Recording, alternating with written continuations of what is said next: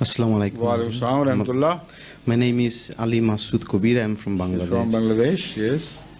Huzur, about the question I want to ask you that about the mojeja, the miracles what when we read in the Surah Baqarah about the Moses that he divided the sea. That's right. And when I read the explanation, then I saw that the explanation is given according to our Jamaat, that is logical and historical like this. But then the question arises in my head that when Musa Islam, I don't remember exactly, he wrote something and the God Almighty Allah signed that, then the ink fall down. So what is the explanation of that? You see, it is not as... your question is very valid. I'm glad that you think very intelligently and ponder over these things. Right. The explanation given by us is a suggestion. It could be another explanation. And the recent discoveries, archaeological discoveries, are in fact opening new possibilities as to what might have happened. Right. Because it is reported that about in the time of Moses, in the Mediterranean, an island erupted with such force as it sent mountain-like waves rushing towards the Mediterranean soil. Egypt being one of those places which stood by the mouth of the Mediterranean, by the side of the Mediterranean. So some scholars have suggested that that special event must have taken place during that time.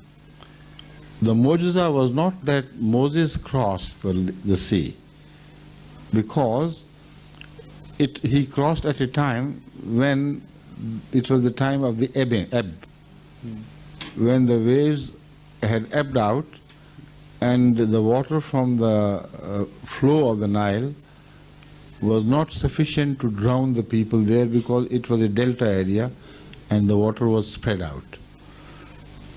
But as Pharaoh entered, that tidal wave, which was specially created by that explosion in the Mediterranean, that hit Pharaoh and his people. And it as if it was the two mountains had got together. That was the time when there was also a wave of flood from the Nile. And sometimes, if in the catchment area of the rivers there is a great sudden onslaught of rain, then the flood waves sometimes travel in very big height, having a front before them. And this is a common phenomenon known everywhere in the world. In the floods, sometimes a very high tide travels so fast that as if a wall is moving. So that happened. This is mu'jiza, the timing of the two things.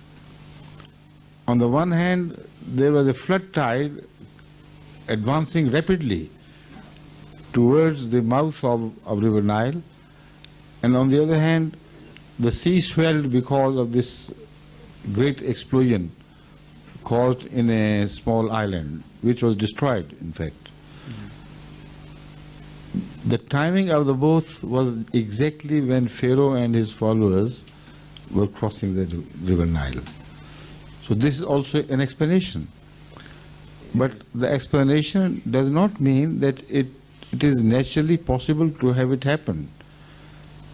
The timing, the organization, the perfect separation of the right from the wrong, while God had promised Moses that you would be saved, all these together make it a mu'jiza. So scientific explanation does not take away the wonder from a mu'jiza. It still remains a mu'jiza. Now, the mu'jiza which you mentioned about Muhammad ﷺ is something which happens rarely, but does happen. And it happens not as a sign of truth to the non-believers. It always happens within the community of the believers. So this is what should be remembered. Such mu'jizat as are freaks of nature, which we cannot understand, they are never presented to the enemies. They are shown within the community of the believers. Like Hazrat Muhammad Rasulullah sallallahu alaihi wasallam is reported to have invited the entire participants in the jihad of Ahzab, when Ahzab had got together, and the Muslims were around how many thousand? 7,000 or less? No, they were less in number. Anybody remembers?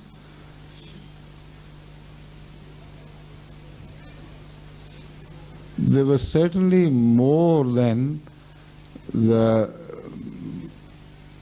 participants of Uhud, because Islam had spread further by the time of Ahzab. So all who were involved in digging the channel to separate, to save the Medina territory from the invading tribes, Hazrat Rasulullah Sallam was once invited during those days when hunger was striking hard at them by some devout companions of Hazrat Rasulullah Sallam, whose wife had slaughtered a goat and had cooked some rice and things, and she sent her husband to Rasulullah Sallam and conveyed, it was not rice, it was the bread which she was cooking. She sent the message that you come along with a few. I have that much food to offer you. So Ahmad sallallahu alaihi wasallam, instead of choosing a few, he sent the word to all the people who were involved there in digging the channel, and they all thronged around the house of that lady. Naturally, she was amazed. I don't know what the number exactly was. It couldn't have been a few thousand, but it was still a large number who responded to the call and who reached in time to participate in that food. Rasulullah told her to cover the cauldron where something was cooked, good meat was cooked, and cover that we call parat, that dish where kneaded flour was kept with some cloth. And he prayed over it and said, now start cooking the bread and distributing the food. And very authentic reporters tell us that they kept on distributing the food, and neither the kneaded flour ended nor whatever was cooked of meat in the cauldron finished until everybody was fed. And when this was over, then there was enough left for the family to eat. Now, this is something which is not presented for the non-believer's eyes. Such mu'jizat take place only to increase the faith of those who have already believed. Because about the mu'jizat, such mu'jizat, the Holy Quran says, never have people benefited from mu'jizat. When have they? Pharaoh and his people, despite seeing so many mu'jizat, still rejected the truth, and it all happened also at the time of Jesus Christ. He is known to have shown many mu'jizat, but how many could he convert? 30 at most, two of which had renegated, of course. So this is the nature of mu'jizat. There is some mu'jizat are called khawariq adat. They are freak of nature. They are in breach of apparent breach, not real. Apparent breach of the laws of nature.